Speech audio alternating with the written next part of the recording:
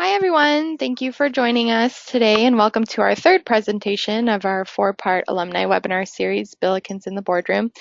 Today's presentation, we will discuss career exploration and retransitioning. If you are tuning in for the first time, I'll just give you a brief introduction of myself. My name is Amanda Henty, and I am the Alumni Professional Development Coordinator here at St. Louis University. I started this role in July of 2015, and since then I have been working on establishing and strengthening different alumni professional development programming and opportunities, and this webinar series is a part of that initiative. Our presentation today will be recorded and available for viewing later this week on our main SLU YouTube page, and I will be sending out an email to you all by the end of the week that will have the slides from today, the recording, as well as any handouts that are discussed. Throughout the presentation today, if you have any questions, feel free to just G-chat them through the chat system here, and we will have different points throughout the presentation that we will stop and answer as many questions as possible, and there also will be a little bit of time at the end for questions as well. So we'll try and get to as many as possible. If you have any technical questions or issues throughout the presentation today, I'm going to ask that you contact GoToWebinar directly. Their number, real quick, is 1-805-617-7370, and I'll also add this to the chat section so that you can see it throughout the presentation. So now I just want to introduce our speaker. It's Jordan. If you were here for the first presentation, she was our speaker for that as well. So welcome back, Jordan. And I'm going to switch this over to her.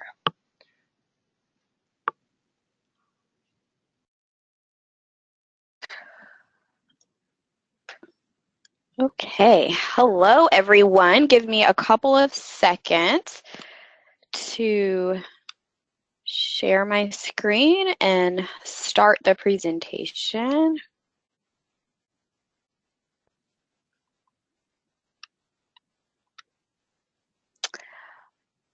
All right.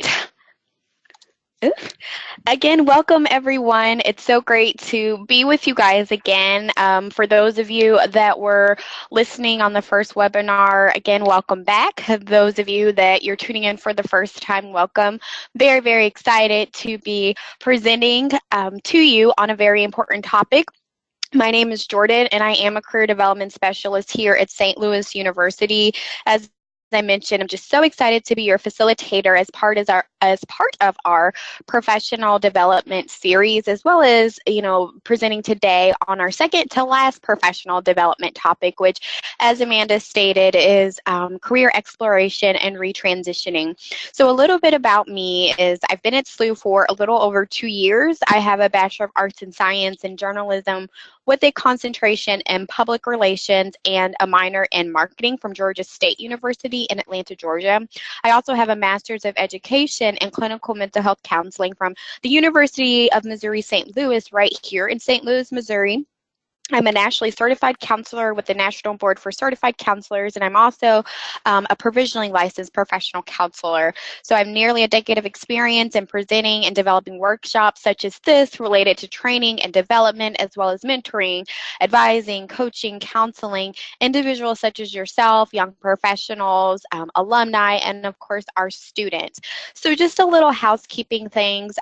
There's going to be a lot of information that's going to be presented to you in this 45-minute time frame. So I just want you to know that you don't have to worry about writing every little thing. My website, my PowerPoint will be shared with you at the conclusion of the webinar, along with some of the resources and activities that we'll talk through today. And two, I mentioned this during the first webinar, but I want to share it again, is because we are connected through this professional development webinar, through this platform, please consider me as a networking contact. So please don't consider this to be the only time that we connect. You are more than welcome to connect with me via LinkedIn. You, of course, can send me an email.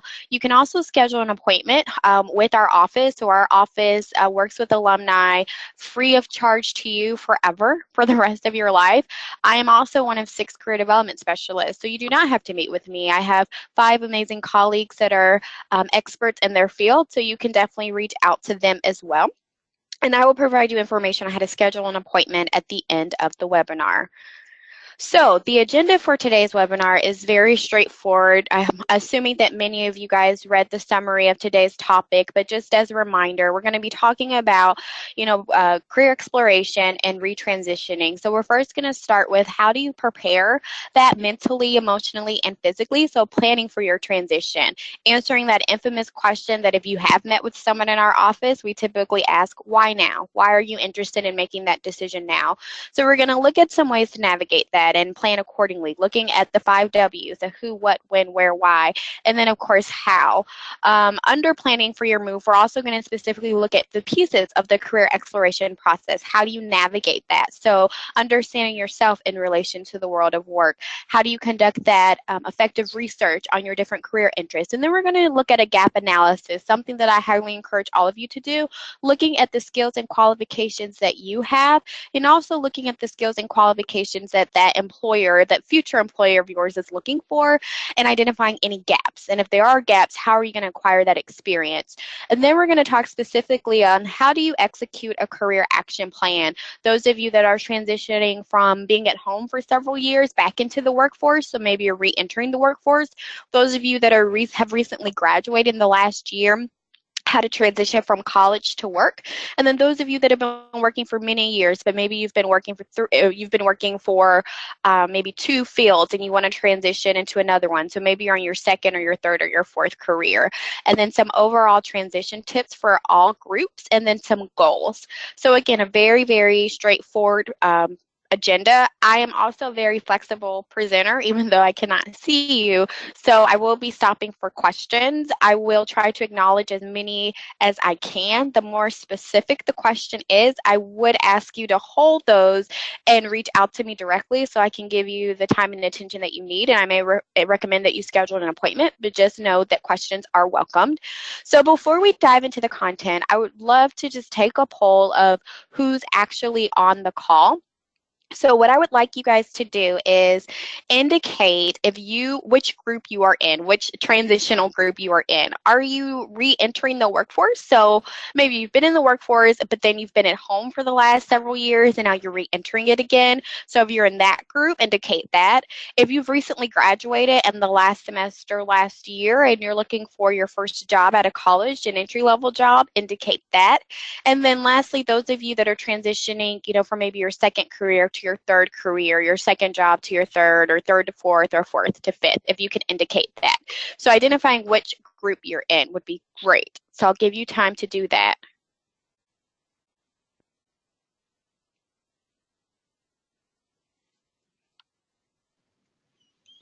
Okay, just about everyone has submitted a vote, and it looks like most of you, 93%, are switching just from another career. 16% are coming from home back to work, and then 4% going from school into work. Okay, that is awesome. Very, very exciting for all of you. Thank you for sharing that information.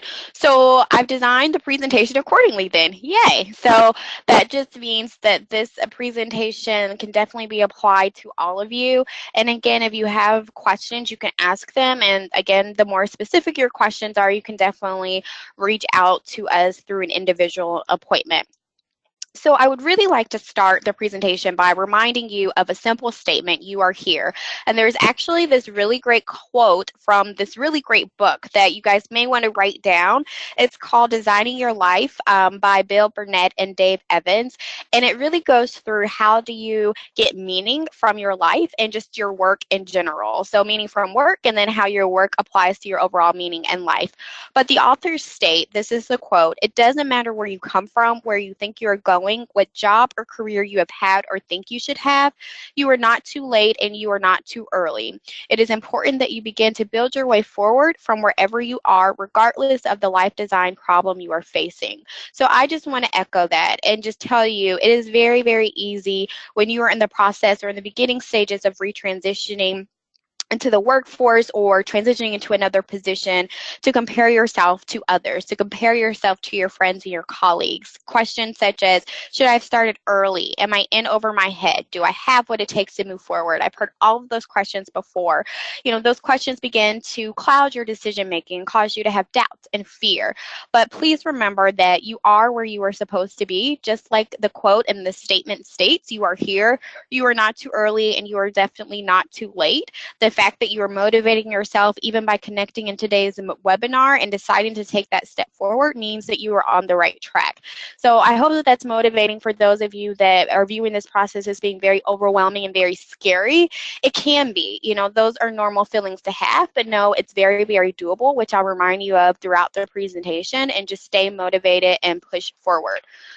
So now we're going to start looking at that, okay, why now piece. So before you transition into another job, career, or re-enter the workforce, it's very, very important for you to understand your reason for doing so.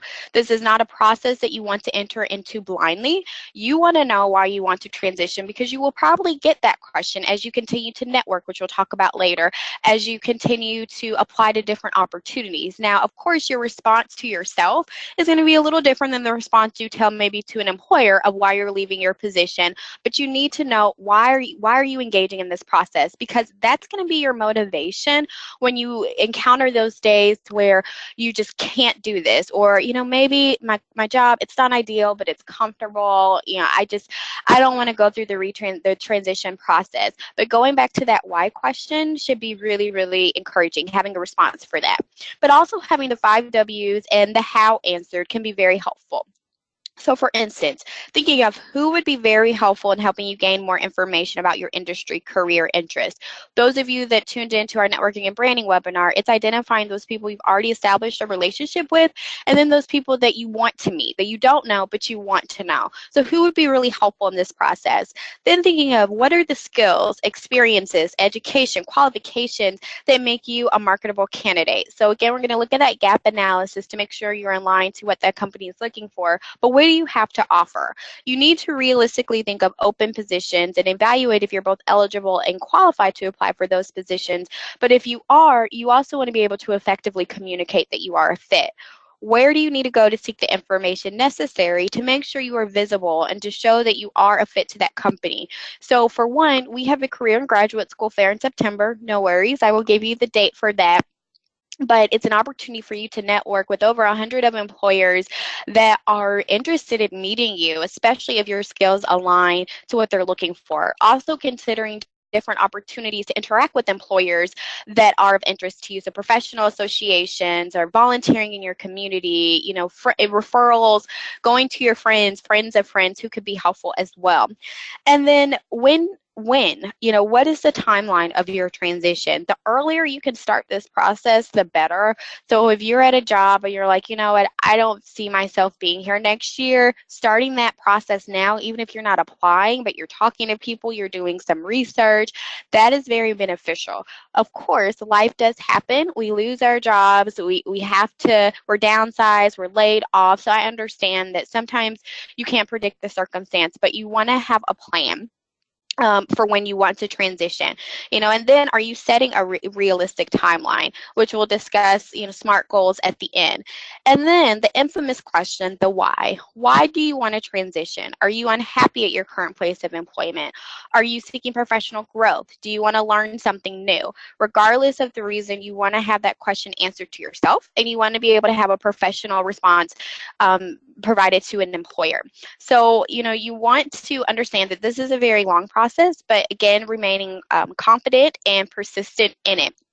Also, something that was shared to me when I was going through this, in another job, but sometimes you have to lean into your current place of employment before you can lean out into a new one. So in other words, making sure that you are acquiring the necessary and applicable skills and experiences from your current place of employment to make yourself marketable for the next one. So if you identify a skills gap, like it looks like a lot of the positions I'm looking for are requiring X, Y, and Z skills, is there an opportunity for you to acquire those skills while you're still there. So just keeping that in mind. And then how? How are you going to make it actually happen? What are some concrete steps that you will realistically take? And we'll talk about on the next slide how to know yourself, research the field, and network.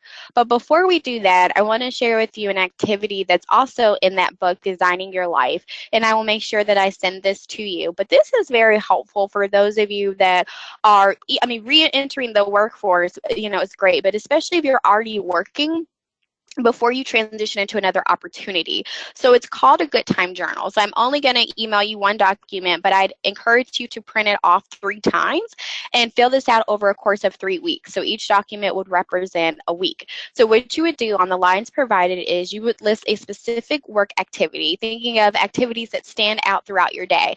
So if you're someone that's in a lot of meetings, or if you're someone that's in the field doing a lot of field work, whatever the case may be, but you want to be very specific. So if you have a lot of meetings, for each line, thinking of each specific meeting. So is it a meeting with your supervisor? Is it a staff meeting? A meeting with company stakeholders? And then you want to evaluate it. You want to evaluate your level of engagement in it. Do you have low engagement or high engagement? Are you in the flow? Is that, your groove? Are you in your sweet spot?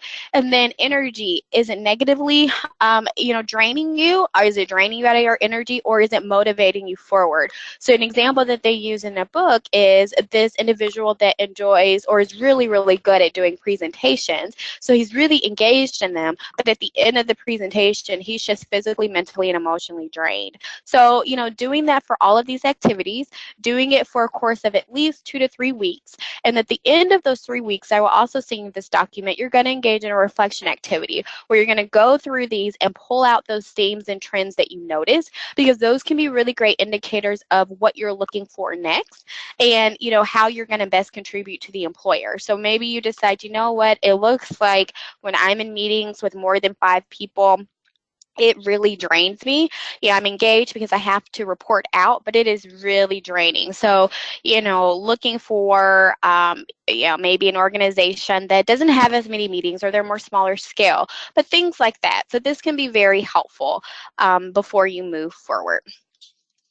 So the career exploration process that I kind of touched on before. So just considering this whole thing, this whole transition as a process, something that is not going to happen overnight. Knowing that as you continue to grow and develop, your career interests will probably change. So I meet with so many alum who say, what, I just regret the major that I chose, because 5 years now down the line, I have no interest in it. Or, I wish I'd majored in something else. You majored in something that you were interested at that time, but you've grown and developed. So of course your interests are going to change. So it is very possible to transition regardless of what you've been in. You just have to apply those applicable skills.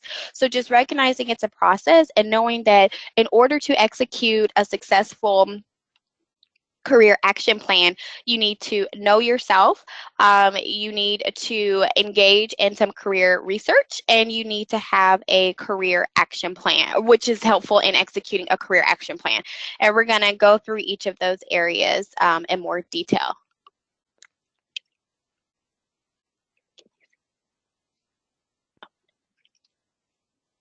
Okay, 1 second. 1 second. Having difficulty moving forward.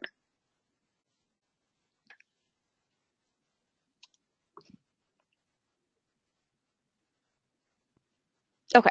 All right. We're back in business. Okay. So as I mentioned, we're going to dive into each area of the career exploration process, beginning with the self-knowledge piece, which involves exploring your personality, your interests, your values, your skills, and your strengths. So I want to tell you a couple of things. One is our office is more than willing to schedule an appointment to discuss any of these areas. So we could just talk about them, or we also have assessments. So with our assessments, we just ask that you meet with us first, just so we can get an idea of what you're looking for. And then we can schedule an appointment for an assessment. Our assessments are not tests. There are no right or wrong answers. It just gives you additional insight into yourself. They're not going to tell you what you're supposed to do, but they could be really helpful in that decision-making process. All right. So for for the first one, personality. Simply put, your personality is who you are and what makes you different from others. It represents your natural self, your natural preferences, what makes you you. So in regard and as it relates to the career exploration process, it is most meaningful and beneficial to identify and search for careers that are aligned with your personality. You know, your personality can be a really great indicator in identifying the contributions that you will make to an organization, your leadership, communication, problem-solving styles, learning styles, etc. And there are several methods to assess your personality. As I mentioned, our office provides assessments on each of those areas. The assessment that relates to personality is our MBTI, the Myers-Briggs Type Indicator. It's an online assessment that you would take at home, and then you would come in and a career development specialist would interpret your results with you. But it was developed by Carl Jung, who is a Swiss psychiatrist. It's based off of Carl Jung's theory of psychological type. And Myers and Briggs, a mother and daughter, actually observed Carl Jung for quite some time and then developed this assessment. So the goal of the assessment is to identify what makes you you, your natural preferences. It's also designed for you to understand and hopefully begin to appreciate the differences in others. So really great assessment to take. Many of you may have taken it in college if you visited our office. If it's been at least a couple years since you took it, I'd recommend coming back because usually people who retake it typically gain a deeper and I guess a clearer awareness of what their natural preferences are. But regardless if you do the assessment, if you come in just to talk to us, you know, identifying what your preferences are. So engaging in self-reflection, but having answers to personality, to this question, who you are and what makes you different from others. Interests. So as the slide states, it's interests is what you like to do. It's not necessarily what you can do, but what you like to do. So they're different from skills and abilities, but you know, the goal is for there to be an alignment between what you like to do and what you can do. So you just want to make sure that you have a clear idea of what careers you find interesting and engaging. So we'll talk about networking under career research, but one great way to identify interest is job shadowing. So reaching out to someone of interest, an employer or professional contact, and asking if you could meet with them for coffee or shadow them for a day, or doing an informational interview where you schedule a meeting where you're sitting in front of them asking questions about what they do. Going online and doing online research, we'll go over that too, is helpful, but sometimes what you read online in a position plays out a little differently from the day to day. So just really taking the time to understand what that person does. The assessment that aligns with this topic of interest is we have a career card sort, where literally you would schedule an appointment with us. You don't have to take anything online. We give you a stack of cards. It's about 100 cards. You go through them. On one side is the name of the career. On the other side is a description of it in some similar fields, and then you would sort them under if you like them, if you're neutral about them, maybe you need more information, maybe you like them more as a hobby. So like, neutral, and then dislike. And then, you know, we're responsible for helping you pull out those themes. So that's very helpful. I've had several alum and students that do it, and every time they have gained additional insight. So keeping that in the back of your mind. So skills, representing the things that you are good at. So these could be skills that you've had training for, acquired through volunteering, or through other community and organizational activities. They're your how-to areas, you know, how you actually carry out or execute your task. So when considering your skills, thinking about the ones that are most relevant to the next opportunity. For those of you that are re-entering the workforce, do not underestimate the experience that you've gotten. So do not underestimate the skills that you've gotten from your home responsibilities, such as organization, time management, flexibility, interpersonal skills, etc. It's about quality, not quantity. It's also important that you identify your soft skills. All of those are soft skills. Those are those transferable skills. It's also helpful when you're transitioning from one industry to the other. So from education to finance or something of that sort. Identifying those skills that all employers look for, as well as those technical industry specific skills. If there is a skills gap, then the next step will be to determine how you can acquire those missing skills, or to determine if you want to pursue that opportunity. So this is an exercise that can also be just very, very helpful, you know, to replicate it and tailor it to yourself. But as you can see on one column, it's your skills It's the skills and the experience that is required by that position. Then the next column represents this person, the fictional person, their skills and or experience. Then the next column asks, do they meet the requirements? Yes or no. And then it goes through action steps and requirements. So, if you don't meet the skill, for instance, what are some action steps that you can take to actually get those skills? And if not, then maybe, you move on, or you go ahead and apply if everything else is in line. But it's just an opportunity for you to assess where the missing gap is, or where the missing pieces of information.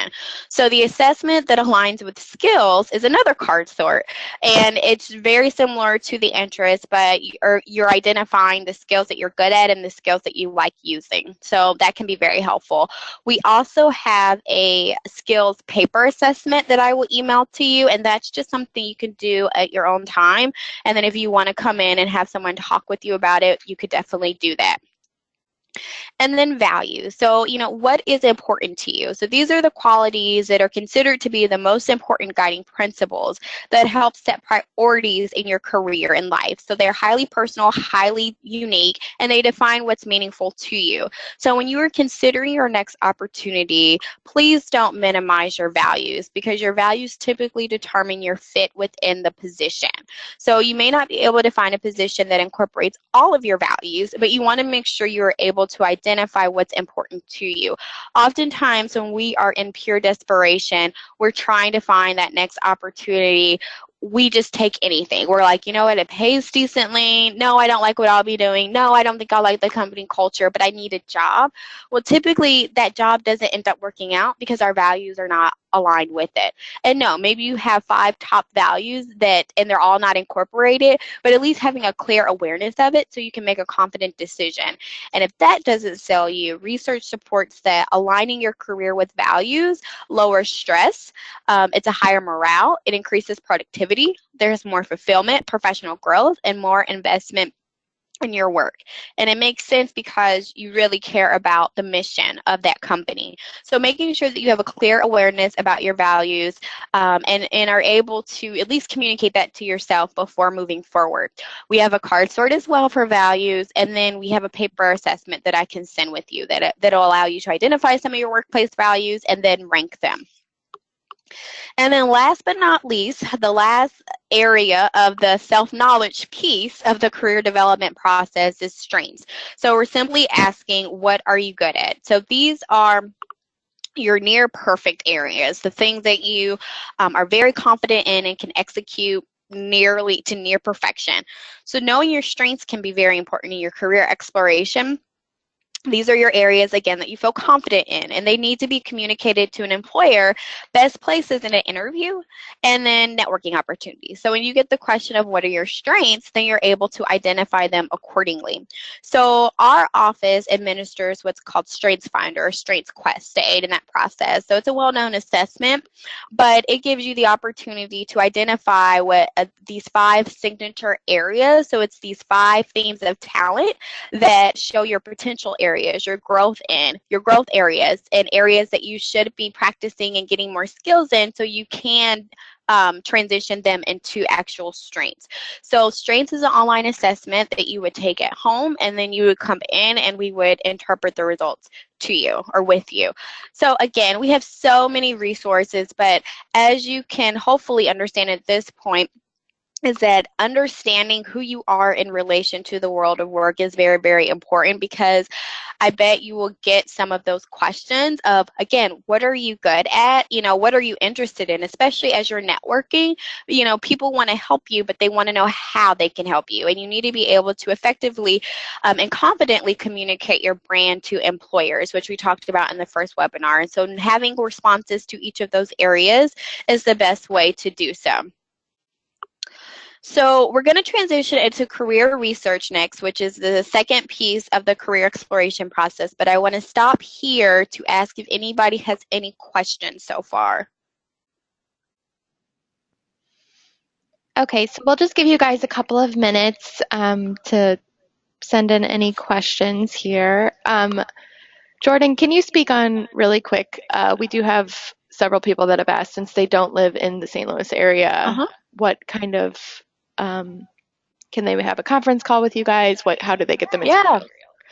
Yes, excellent question. And I'm sorry I didn't mention it sooner. So yes, our office does phone appointments. We have Skype appointments. So and we also can communicate via email. Now, we don't recommend interpreting the assessment via email, but if you have quick questions. So for all of our assessments, they can easily be interpreted on the phone or via Skype. Great, thank you. And we just got another question. Can they access the strengths assessment online themselves? Yes, you can, and do not quote me on this, but I actually had someone do that recently because of an employer, or their employer asked or something similar, and I thought she said it was $12. I don't think it's super expensive, but I'm not sure. That would be something you would have to research. But the difference, and I should have mentioned this with the strengths and the MBTI, is that you will actually get or the difference between the strengths from the MBTI is that you will actually get your report as soon as you take it. But we have people follow up with us for an interpretation, and we encourage it just so that you're getting the best understanding of it. So we would send you instructions. We would send you a code that you would need to access it. You would complete the assessment, and then you would actually have it at your fingertips. So we still typically would do a follow-up appointment, but just know that that is an option. Okay, great. It looks like that's all the questions for now, so we'll keep moving forward. And if you guys have questions along the way, feel free to send them in, and then at the next point, we will respond to them. Perfect. Okay, so now to the second piece, the career research piece. So I'm going to break that piece up into two areas. First, online research, and then briefly discuss networking. So for online research, this list represents several resources that you can utilize to thoroughly research your career interests and could also be very helpful for those of you that can't come in. So the first one is the Occupational Outlook Handbook, or OOH.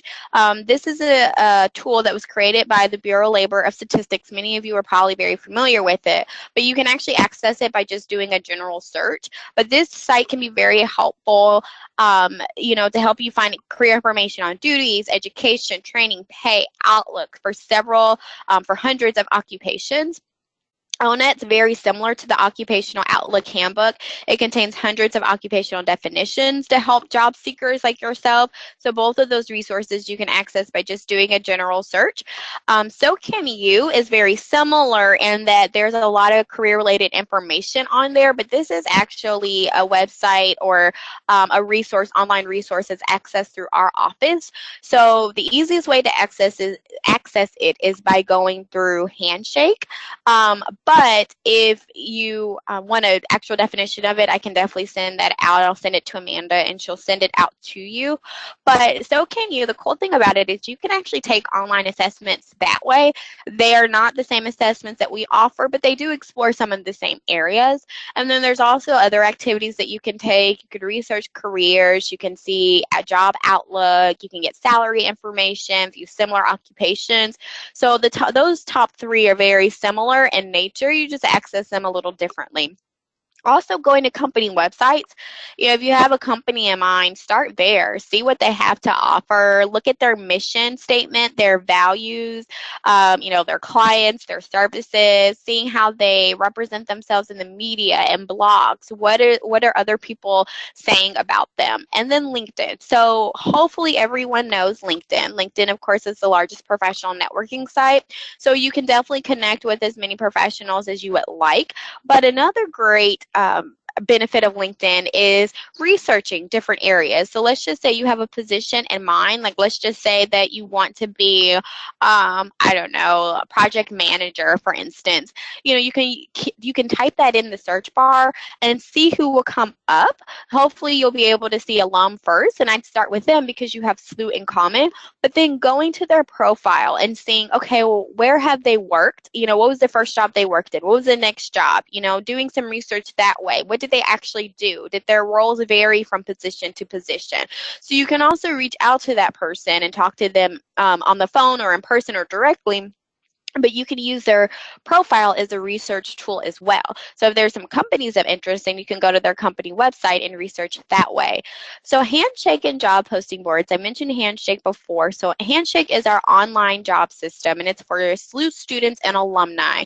It's easier, and I won't say easier, but it's less competitive than the job posting boards because the employers on Handshake have a genuine interest in connecting with SLU students and alumni. So of course, Handshake and those job posting boards you can use to apply for opportunities, but then you can also research positions. So again, if you have a position in mind, type it in the search bar and see the different companies that have that position, and then read through the job posting and highlight the different skills and qualifications that they are looking for and start pulling out themes. Well, it seems like I'm noticing that having analytical skills for instance, or having knowledge of this database or this system is just very important regardless of where I work. So then you can begin to tailor your resume and your application documents accordingly. So just doing some thorough research of what your career interests are before you can move forward, or before you actually move forward. And then networking. So as I mentioned, we had a branding and networking webinar a few weeks ago, so I'm not going to go through this extensively, but just to remind you that you can't get around it. You need to do it.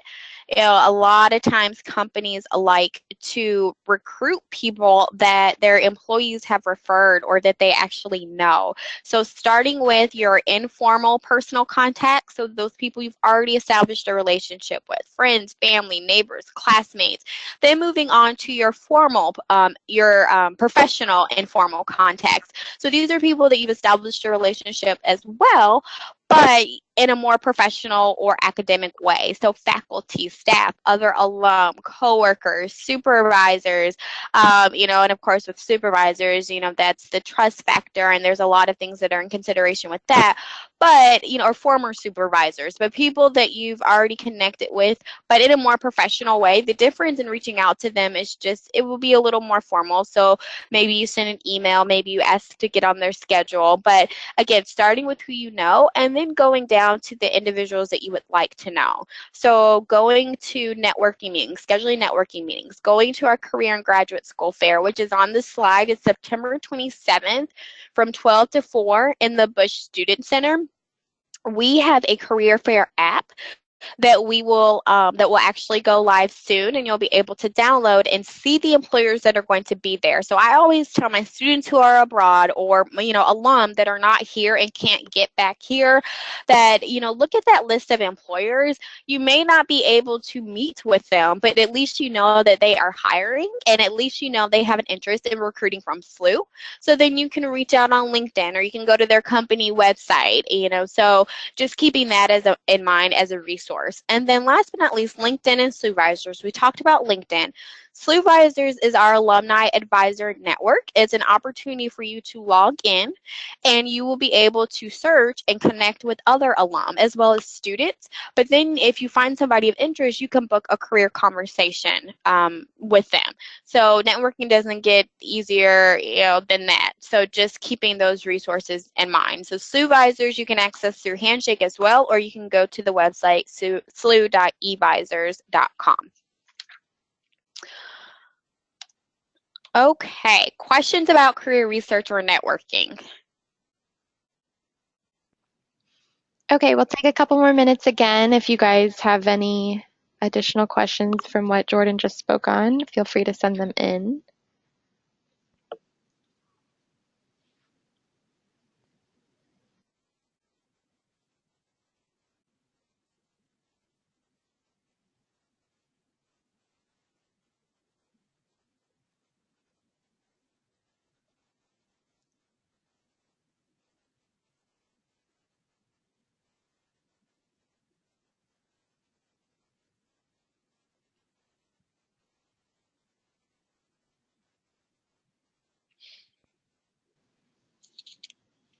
Okay, we have a couple people asking how to access Handshake, if that's on the website or... Oh, great question. So yes, Handshake is on the website. So if you go to careers.slu.edu, and then if you also go to slu.evisors.com, www.joinhandshake.com. There will be an alumni tab on the homepage. You can click on that and set up an account that way. And I will also include links, the email that I will be sending out that'll include the slides and the recording and everything. I'll have links to Handshake and Sluvisors so that you guys have a direct access to that. Okay, it looks like that's all our questions for now, so we can move forward. Okay, so now we're going to dive right into the last piece of the career exploration process, developing and executing an effective career action plan. So we're going to discuss two specific transitions, transitioning from being at home for a while to work, and then transitioning from either college into the workforce or from one job to another. So first, from home to work. So I will just say, re-entering the workforce after being at home for a while can be very overwhelming. Those same questions, am I ready? Do I have the right skills? Those are normal questions to have, but I just want you to know that it is very, very doable to do this. So please be confident in this transition process. And one, being able to confidently name what you did while you were at home. So don't undervalue yourself. So instead of saying that you've been at home for the last 10 years or that you haven't worked in the last 10 years, when you're networking and interviewing, you want to be able to communicate the actual task that you completed and the skills that you acquired and demonstrated. So for instance, for those of you that stayed at home to be with your children, thinking about the skills that you acquired by doing so. So for one, you were definitely in the child care business, which power to you all. That's a very, very important job. But thinking about the skills that came from that, again, those transferable skills, organization, time management, interpersonal skills, maybe the ability to make a budget, other financial skills, those are just to name a few. All of these skills are transferable and should be communicated to an employer. For those of you that took care of your parents, consider those skills. For those of you that freelanced or had contract positions, communicating those experiences, skills acquired is very beneficial. And then two, again, following those same steps of the career exploration process of knowing yourself, exploring the different areas of yourself, networking, career research, things of that sort. And then also, you may have to manage at-home responsibilities. So you want to have a plan of how you want to balance everything. And you also want to be realistic with your plan. So maybe it's not possible for you to work a full-time job, or maybe you need to work during specific hours. So those may present additional challenges, but being realistic, because once you do re-enter, you want to be able to fully immerse yourself in it. So you want to be able to balance your work expectations with your life ones. So you may have to share the load as far as family obligations. You may also have to ease your way back in the workforce. But whatever the case may be, just being persistent, consistent, and staying committed, and beginning to think about your day to day, and instead of, I broke up 2 fights with my children today, thinking of, wow, I just demonstrated effective conflict management. So just, again, identifying and listing those skills that were associated with each of those experiences. So from college to work, and from one job to another. So first we'll discuss college to work. So this transition is for those who recently graduated and, maybe looking for your first postgraduate opportunities. So with the exception of internships, you may not have had a lot of work experience, and that is completely okay. Most employers will know that and understand that college was your full-time job for the last 4 years, but this does mean a couple of things. One, you will probably not get hired as the company's CEO. I don't know if any of you guys expected that. But two, it will be important for you to identify those skills and experiences that you got while you were in school. So communicating your internships and your on-campus activities, your leadership, community service, anything that you are involved in that showcases your skills that career interest is looking for. Transitioning from one job to another, so your third to fourth career, fourth to fifth career, is very similar in that you want to communicate your relevant skills and experiences, but it's different in that you will probably that you will need to effectively communicate your goals for retransitioning. So being able to identify that and communicate that to yourself to stay motivated, but also communicating that to an employer. So if there was an issue with your current place of employment or with your current supervisor, I would not mention that to your new employer or your new company of interest. Instead, I would just start talking about the values and the mission that you really appreciate with that new opportunity, but you want to at least have a reason for why you want to transition. So again, and then you also want to take into consideration when contemplating leaving whether your decision or how you leave will harm your credibility within the sector or field in which you are employed. So just being aware that if you do plan to continue in the work in the same field, that you want to make sure that you are still effectively communicating your brand. Okay, so just keeping that in mind. So for the last bit of the webinar, we're just going to briefly go through just some general tips for all groups to have a successful transition. So briefly going through this, but just keeping this in mind. So no rash moves. So this essentially means that the process does take time. It's not a quick fix. For many of us, it's not going to happen overnight. So you want to make sure that you have a plan in place. The earlier you can begin this process, the better. But you just want to make sure that you have steps in mind so that you're having an effective transition. Researching, as I mentioned, researching yourself is crucial, because if you don't know who you are, then it's going to be very hard for you to communicate that to someone else. Researching the career field, researching people that you are about to network with, but really having a clear understanding of the industry that you ultimately want to work in. Getting a holding structure. So this is a very unique and kind of fun topic, at least I think it's fun. And this was actually mentioned in another book that is very beneficial to read. It's called The Time Between Dreams, How to Navigate Uncertainty in Your Life and Work. I will send that to you. But the concept is quite simple, and it can be very helpful as you're transitioning between jobs. So thinking of a holding structure as just that, a bridge. It's designed to hold you over from one opportunity to the next. So your holding structure may not be ideal. It is probably not going to be permanent, but it's something that maybe will give you that financial stability that you need to move forward, or it's something that will give you that peace of mind until you ultimately want to do, or till you get to what you ultimately want to do. So maybe your holding structure lasts 6 months. Maybe it lasts for a year, and it's going to look different from person to person, but it's that in-between stability before, again, you actually land into something a little more permanent. Cast a wide net simply means keeping your options open. So applying to, like, for instance, if you're interested in one position, applying in all sectors, applying in corporate, nonprofit, higher ed, but just keeping your options open. When you're networking with anyone that you think will be helpful in giving you advice, maybe referring you to somebody else, but try not to limit yourself, because when you do that, then you're putting yourself in a box. So just, again, casting a wide net. Being creative, stepping outside the box. Every so often I'll have an alum ask me, or student ask me, would it be appropriate if I did this? And I'll say, you know what? I would not think to recommend that, but it's professional and it could work. So, maybe you connect with an employer and just say, I'm really great in XYZ skills, or I have this, I'm an expert in this system, and I noticed that you guys have it, but maybe you don't have anybody that manages it. Could I come in for a few hours a day and help you with it? Creating yourself an unpaid internship, freelancing, stepping outside the box. So don't just limit yourself to just applying online or just reaching out to one person. You want to add variety with your job search.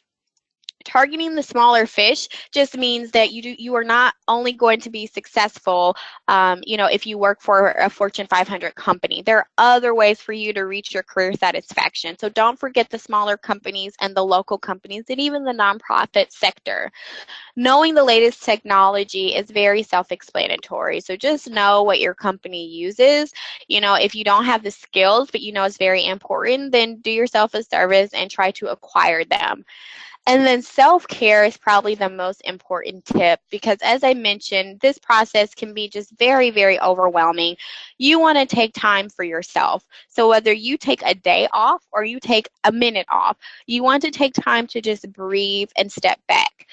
Transition just means that you are leaving your comfort zone, hopefully to a bigger and better opportunity, but it can be very scary. It can be frustrating. There could be long days and frustrating ones. So you just want to make sure that you're doing yourself a favor and taking time for yourself. Those of you that have full-time jobs, I'm sure all of you have breaks. You have a lunch break. You get up and you stretch your legs. You go to the bathroom. So those of you that are fully committed and treating this process as a full-time job, give yourself those same breaks. And then setbacks happen. I always like to tell people, just because you've received a rejection, you didn't get an interview or a job, or a potential networking connection did not respond, it does not mean that you are a reject. So I will repeat, just because you got a rejection does not mean that you are a reject. It just means that you have to keep going. You will encounter interruptions, distractions, rejection, disappointment. But guess what? Tomorrow is a new day. You just have to breathe and you'll move forward. Be persistent, be consistent, do not be annoying. So having a follow-up plan in place, so every person that you reach out to, every job that you apply to, just making sure that you follow up. That 1 to 2 week period is pretty standard.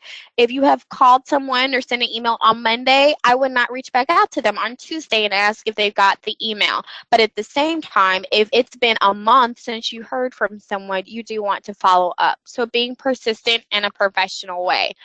Getting financially fit. So this is not me trying to say that you have to disclose your finances to us, but disclosing your finances to yourself, being very honest with them and with your support system. Because those of you that aren't employed or may have to take a pay cut or may have to adjust your schedule, just being realistic of what that looks like. So coming up with a budget, identifying a timeline for you, like, okay, in 6 months, if I don't have something, things are not going to look the best for me. So what will my safety net be? Can I rely on A, B, C person? Can I get a roommate? Can I rely on my parents? Whatever the case may be, plan ahead, because you don't want to get in the unfortunate situation of not being able to provide for yourself. And then making yourself marketable goes without saying, but also being realistic in the skills that you have versus the skills that employer is looking for, and asking yourself, one, you know what, I don't have everything that posting has, but I know I would be a great fit for it. So then you want to be a little creative of getting yourself out there. Maybe applying the traditional way online is not the only thing you need to do. Maybe you do that in addition to talking to someone in the company. Maybe this skill, after you've networked, you've identified that this is really important. So maybe you take a training class. Maybe you, go back to school and take a couple of hours. It looks, different from every person, but you just want to make sure that you are showing yourself that you're showing the employer that you are fit to their company.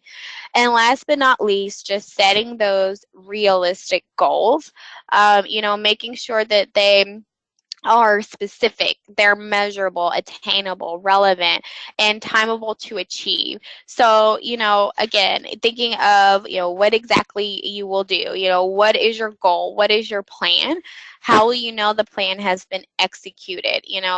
Is it reasonable and doable? So, for instance, if you applied for a position, or if you know that you want to be employed June 1st and it's at the end of May, it's going to be harder to meet those goals. And then last but not least, knowing why you are doing this. So being able to communicate that to yourself as well as that employer.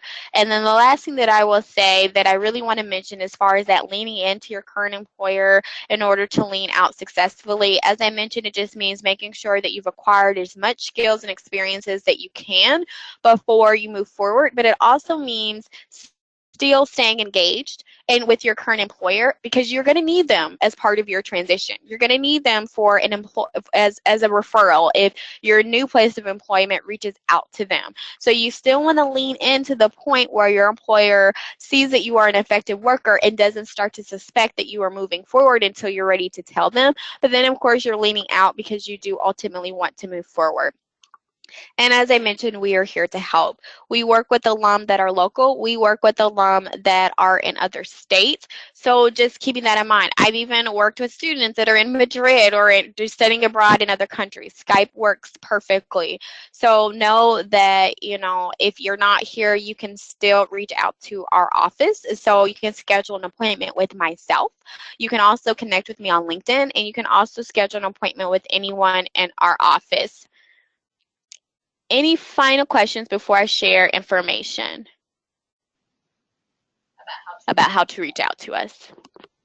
As you guys type your questions, we'll give you a few minutes. We only have a few minutes left for the webinar. So as you guys type them, Jordan can just move on to our information page, and then I'll pause her as they come in. Okay, perfect. So this is my contact information. The best way to make an appointment with me, not everyone else, but with me, is just to shoot me an email at ydj@slu.edu. Again, connect with me on LinkedIn. To make an appointment with anyone in our office, the phone number is on the slide. I will also share this presentation with you. To get to our career resources, our website is on the slide. And then Handshake will also be, it's a live link that you can click on, but you can get to it by going to careers.slu.edu or slu.joinhandshake.com. On the right are the services that we offer, anything related to professional development. In short, we work with alum with. So resume and cover letters, mock interviews, interviewing tips, job and internship searches. So anything that you can think of. Those of you that are local, we do have walk-in hours Monday through Friday from 1 to 2. And our fall career and graduate school fair is listed below, September 27th, 2017, from 12 to 4 in the Bush Student Center Wool Ballroom. Thank you. Okay, so I'm going to try and condense a few questions that are kind of in the same category. We basically have people asking about different resources that you have. Most of them are asking if you have anything like a template for talking to employers or that type of thing. Yes, excellent question. And I will ask those of you that are, just so that I'm not sending you like 50 different documents, those of you that have that question, email me directly. But we do have what's called our marketing message worksheet, which is essentially a marketing message, which was mentioned in the first webinar. But your marketing message is what you communicate, is your introduction to that networking contact. So, you know, you're face to face with someone, now what? What's the first thing that you want to say? So we definitely have some resources on how to begin that conversation, as well as a networking template or a document where you can manage the different people that you reach out to. So it's just a nice way to store everything. So I have an Excel spreadsheet so you can list the names of the people you've connected to, if you followed up, and different things of that sort. So I can definitely email that to you. Great, awesome. So that looks like they were all kind of in the same genre. So that looks like all of the questions. Again, if you have additional questions that you want to contact Jordan specifically with or make an appointment, feel free to call that number. And we'll move forward to the last couple of slides. This is just an information slide on my department, Alumni and Donor Engagement. This webinar program is new. If you know of anyone or if you yourself would like to be a future professional development webinar speaker, please contact me with my email address.